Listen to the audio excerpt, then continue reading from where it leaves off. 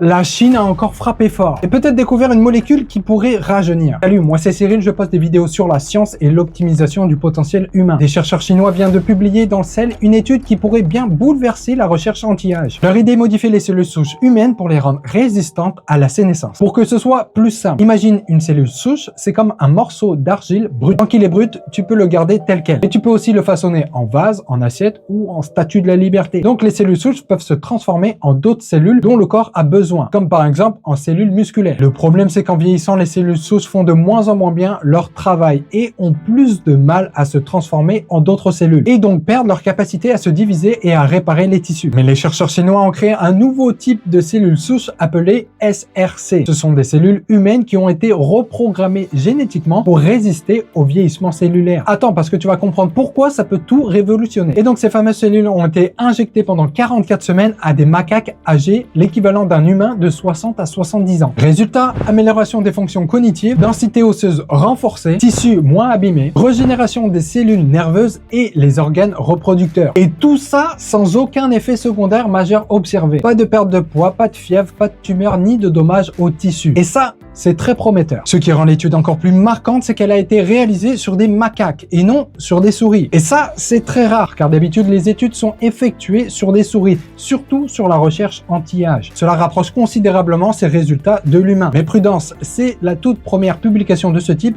donc on a besoin davantage d'études pour en tirer des conclusions solides. Et comme toujours, ce qui fonctionne chez les singes ne garantit pas forcément les mêmes résultats chez l'homme.